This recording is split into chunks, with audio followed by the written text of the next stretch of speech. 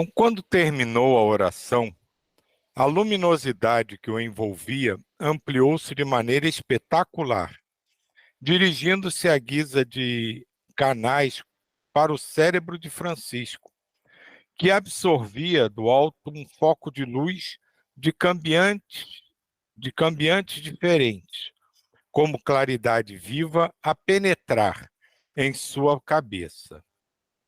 Por esse meio, ele escutou a voz meiga e suave, muito sua conhecida. Francisco, tu me amas? Sabes que te amo, Senhor. Então, volta para a terra em que nascestes. Aquele povo precisa do teu calor e da tua presença. O trabalho te chama com urgência nas terras onde fomos perseguidos, onde foram sacrificadas muitas vidas em nome da verdade. Só rapidinho, esse chamamento, né, do Senhor a Francisco, né, volta, me lembra um dos escritos do Chico, né, dizendo que a gente nasce exatamente no lugar onde tem que nascer, para fazer exatamente o que tem que fazer, para ser exatamente o que tem que ser, né? Que é mais ou menos, não é exatamente, mas é mais ou menos isso, né?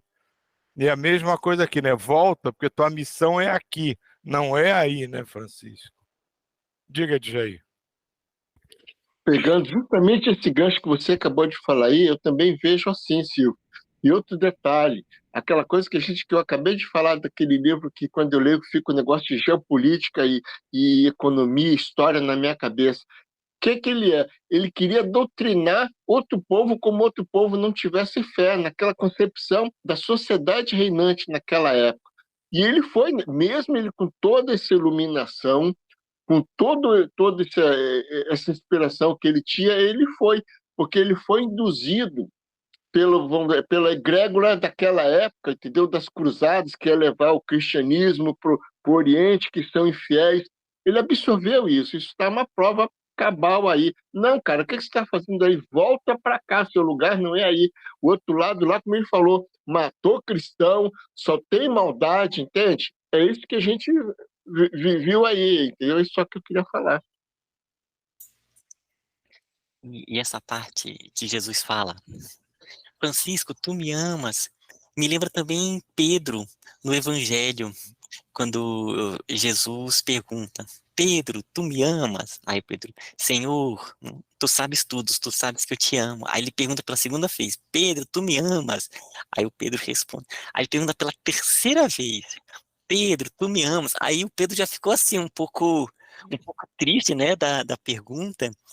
E, e aí o Pedro, ele afirma, e aí ele fala, é, apacenta e cuida das minhas ovelhas. E ali já foi próximo do processo que Jesus ia passar da paixão.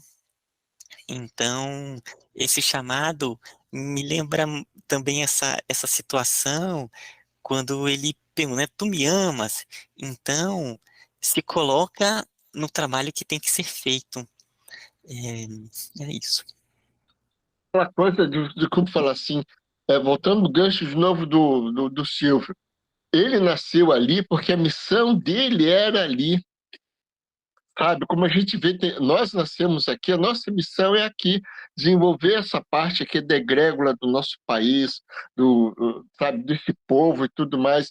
Aí o que que ele faz? Ele vai para o outro, tu vê no início do livro, ele vai até empolgado, porque ele vai levar a mensagem do Cristo para o outro cara que não tem fé, no íntimo é isso. Não, né? Então, quer dizer, isso aí mostra como é aquela coisa que a gente acabou de falar. Os espíritos me mostram o livro que eu tenho que ler. Às vezes eu quero ler tal livro. Não, você não vai ler aquilo. Você vai ler esse livro aqui. Então, com o tempo, a gente se quebra, entendeu? É isso só. Obrigado. E deixa eu também fazer um comentário que eu lembrei quando você falou isso, que é essa questão do Francisco, uma característica dele, que eu não sei até que ponto ele influenciou ou não, né, porque Francisco já é um espírito aí ah, de uma evolução muito alta, mas ele, como apóstolo de Jesus, como João Evangelista, Dos 12 apóstolos, um deles, né, que foi Judas Iscariotes, ele se matou. Os outros 11, os 10 foram martirizados. Ele foi o único que foi mantido ainda por conta da obra que ele ia realizar, do Apocalipse, e foi o único apóstolo que não foi martirizado. E ele viveu muito, né? A gente viu aqui que ele chegou aí, parece que passou dos 90 anos. O- Toda aquela dificuldade naquela época, imagina a energia vital ali sustentando. E aqui, o momento que ele vai, tem até algumas partes aqui no texto que fala, não é que ele foi para o martírio, mas ele estava aberto, né? Se fosse necessário, se fosse da vontade de Deus, que aconteceria. E, novamente, né, não foi da vontade de Deus, ele ainda tinha uma missão a desenvolver e não foi martirizado. Mas é uma característica ali, pulsando essa entrega, né? Se for necessário, estou aqui martírio. E o Senhor fala assim, não, tu vai ficar aí ainda, tu tem trabalho a fazer, né? Não, você não precisa dar o testemunho do martírio. É isso aí, ele foi aberto, como você tá aí na parte, quando eu cheguei a pegar essa parte, que ele vai aberto, pronto para o martírio, né, se sacrificar em nome de Cristo, em nome da religião, sabe, aquelas coisas todas que acontecem quando a gente fica envolvido nessa aura da política, da filosofia, seja lá o que for. Obrigado. Mas mesmo assim, veja como é interessante a coisa. Mesmo depois de tudo isso que João passou, Francisco pede para sofrer as mesmas coisas que Cristo, para que ele possa compreender quando ele recebe os estigmas.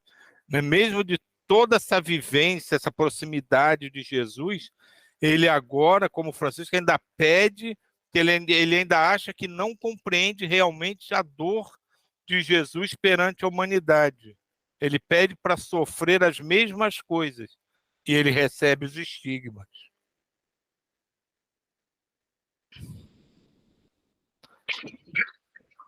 Vamos lá. Tens no coração a semente do amor que carece ser plantada com boa vontade e carinho. Espero que a fé seja o clima do teu coração e que a esperança seja o ar que respiras. Procura trabalhar sem a influência da corrupção, perdoar sem interesse da amizade lucrativa e doar o mais puro amor, sem que o comércio te afete os sentimentos. Não perca tempo em lamentações pelos que partiram, servindo de pasto da ignorância humana. Eles estão bem por terem cumprido seus deveres diante dos seus compromissos. Isso eu achei de uma profundidade assim impressionante. Vou até ler de novo. Não perca tempo em Desculpa, eu também lamentações achei. pelos que partiram, servindo de pasto da ignorância humana. Eles estão bem por terem cumprido seus deveres diante dos seus compromissos. Fantástico, muito profundo. Isso a pessoa tem que ter essa. Quando a gente está no plano material, nós sofremos essa influência. Por isso que Jesus veio para ele para chamar a atenção. Tu vê, ele que vivia pleno contato com o mundo espiritual. Ele foi absorvido por isso. Imagine a gente, que às vezes a gente toma atitudes totalmente erradas e pensa que está tomando certo. Não. Siga teu coração, siga a tua inspiração. E, e é bonito que à medida que a gente vai percebendo que a vida é a própria realidade, é um contínuo, então o, o processo da lamentação, ela cada vez mais ela tende a assumir, igual, por exemplo, como a gente está em casa, aí um membro da família sai, sei lá, um pai sai para ir para o trabalho. Ninguém fica se lamentando que ele vai para o trabalho, porque sabe, né, que depois ele vai retornar, tá dentro do ciclo. E, E quando a gente compreende que a vida toda é esse processo, então aí a gente busca realmente esse envolvimento do amor. Então a conexão ali, ela continua e impulsionada e mantida pelo amor. Então esse que é o ponto que até é na frase anterior ali que ele coloca, né, e doar o mais puro amor. Então acaba que ele vai se tornando isso. Opa, Djaí. Isso também encaixa, orar e vigiar. Esse vigiar é muito amplo, entendeu? E um vigiar apoiado na razão, porque a partir do momento que você é apoiado na razão, você não vai querer caminhar para o sacrifício. É só isso que eu queria falar. E ele continua: nunca peças o que não pode ser. Cada alma é acho que deve ser diferente, né? Cada alma é um ser diferente, com tarefas desiguais, para que em um todo se ajuste em felicidade para os homens. Confia e espera, trabalhando e orando, para que as tentações não desapropriem as tuas oportunidades, que te levarão à vitória. Sê manso e humilde de coração, mas não te esqueças da prudência das serpentes. Sê corajoso, porém não deixes que a coragem se transforme em violência. Avança contra os inimigos e procura destruí-los. Entretanto, os inimigos de que falamos são todos de ordem interna, que moram na comunidade do coração e flutuam, por vezes, da cabeça à consciência. Diga, Djaí. Djaí, você está com o microfone fechado. Aqui. Nunca peças o que não pode ser. Cada alma é um ser diferente, com tarefas desiguais, para que em um todo se ajuste em felicidade para os homens. Nosso grupo, cada um é cada um. E a nossa união forma esse conjunto maravilhoso. Por isso que de manhã eu já fico assim, linkado com vocês, porque eu preciso disso. Isso que ele está falando aqui fortalece a própria pessoa, o próprio individualismo fica fortalecido pela força do grupo. É isso só que eu queria falar. É o que a gente vem aprendendo, acho que em todos os dias, todos os livros, né, fala isso, né? Cada um tem o seu papel. Na quarta, que fala mais especificamente de uma coisa ligada à mediunidade em si, ele fala como na reunião espírita, cada médium tem ali a sua função específica, que todas elas são de máxima importância para a realização do que precisa ser feito. E aqui ele fala a mesma coisa com outras palavras. Cada um tem a sua, digamos assim, diretriz a seguir de acordo com o que o alto determinou.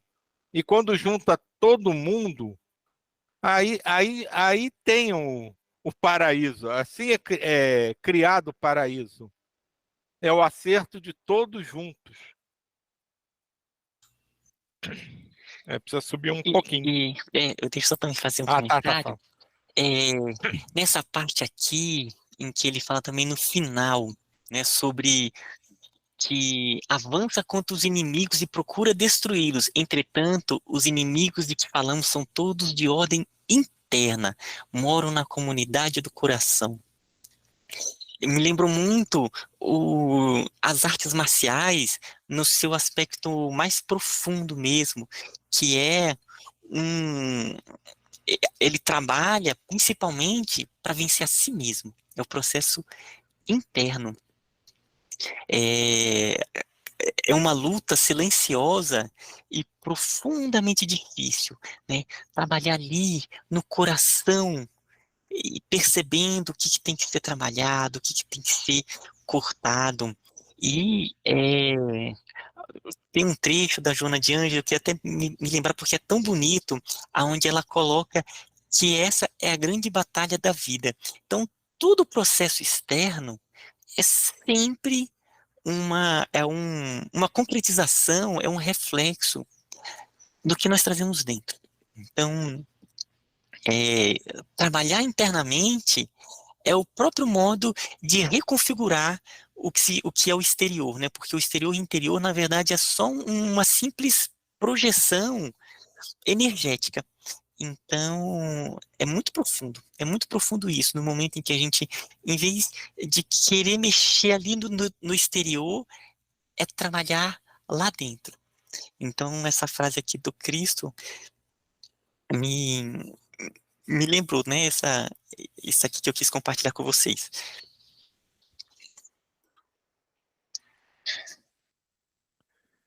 Procura o meu evangelho permanentemente, que ele, a boa nova, é por excelência a fonte de Deus. Estás indo bem. Pô, imagina ouvir isso de Jesus. Não precisa mais nada. Continua, estarei contigo em todas as lutas. Francisco levantou-se sorrindo e chorando ao mesmo tempo. E na mesma hora procurou o caminho de casa. E, lembrando-se de todos os companheiros, orou por eles, pedindo ao mesmo Jesus para ajudá-los nas suas dificuldades. Francisco de Assis voltou do Oriente, sentindo pulsar em seu coração a vitória da palavra de Deus. Depois que 5 dos seus discípulos foram trucidados em Marrocos e posteriormente levados para Portugal, ele constatou que a coragem cristã estava solidificada nos corações dos seus companheiros. E quando fosse solicitado pelo destino, qualquer um deles daria a vida, cantando, qual os primeiros cristãos em Roma, no Coliseu. Encontrou em si uma resistência sobremodo grandiosa pelas companhias que Jesus lhe deu. Amava muito os seus discípulos.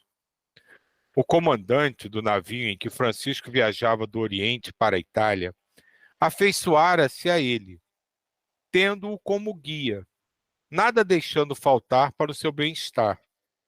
O homem de Assis, sentindo-se acanhado com tanta gentileza, procurava ser útil nos serviços de bordo. O comandante recusava seu oferecimento sob a alegação de que ele precisava descansar das suas lutas em favor do Evangelho e em benefício do povo. Francisco não se deu por vencido e, ao raiar do sol, ele com seu companheiro já tinham prestado serviços na limpeza do barco, assim continuando até a chegada. Dizia sempre para o comandante, sorrindo: eu acho que quem pode trabalhar e não o faz, não deve também comer. Silvio, deixa eu só fazer um comentário nessa parte. Esse, né? Eu acho de quem não pode trabalhar e não faz, não deve também comer. Eu me lembrei do Pietro Baldi. Pietro Baldi, que aqui, né, nesse livro diz que foi a reencarnação do Frei Leão. Também nasceu ali na Itália, na, na região da Úmbria, e ele nasceu em uma família rica. Então, ele nasceu, morava em um castelo, sempre teve professores particulares. E ele diz que o primeiro momento assim que ele começou a sentir o caminho dele foi quando ele pediu para os pais que ele não queria ter professores particulares, ele queria ir para a escola, estar junto com outras crianças. E sempre uma vida, né, muito rica, muito dinheiro, herança da família.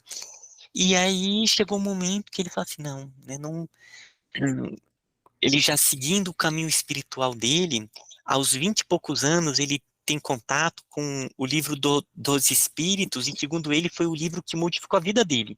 Foi um livro assim, ele já estava seguindo um caminho espiritual profundo, e foi ali que foi as grandes respostas. E nisso ele continua a maturação dele, principalmente uma maturação mediúnica, até que chega um momento que ele fala assim, eu quero vivenciar o franciscanismo nos tempos modernos. E nos tempos modernos é viver do suor do meu trabalho. E ali, aos 40 anos, ele nega toda a fortuna, toda a riqueza, toda o dinheiro que ele tinha herdado, deixou para a família e ele já tinha esposa, já tinha 3 filhos, falou assim, a partir de hoje eu vou sustentar vocês com o suor do meu trabalho. E aí ele faz um concurso público para ser professor de uma escola primária de inglês, e aí passa a sustentar a família com o trabalho dele, sabe?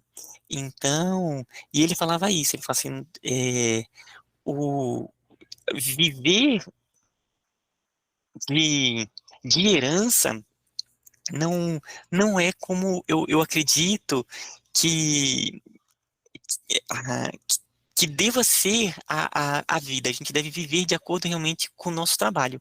E aí, a partir daí, ele trabalhou até se aposentar, e aí depois que veio para o Brasil. Ô, Jair, diga aí. Justamente isso, ele teve a inspiração de. Ele falou que ele sabia que viria para o Brasil, vinha, aflorava no eu dele que ele viria para o Brasil. E aquilo ali foi uma concretização de que ele teria que vir.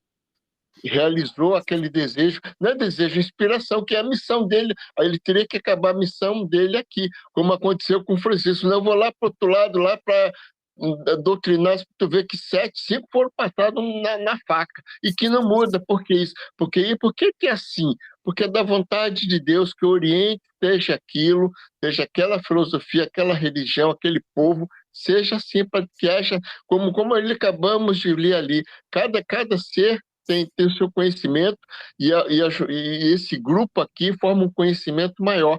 Por que não pegar isso e dividir entre os povos? Cada povo tem um sentimento, tem uma oração, tem uma forma de vida, que conjunto todo forma o nosso planeta. É isso só que eu queria falar. Só pegando esse gancho aí,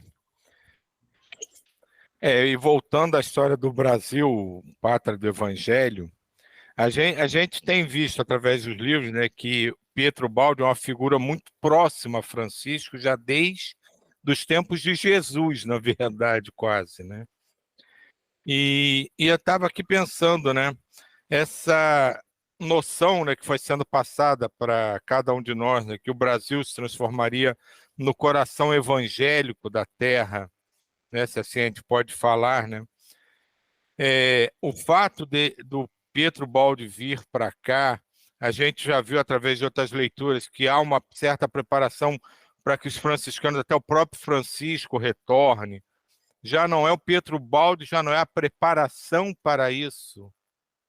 Da Itália ele veio para o Brasil, porque aqui é a pátria do Evangelho. E a estada de Pietro Baldi aqui entre nós já não é já o início da preparação para o retorno de Francisco aqui.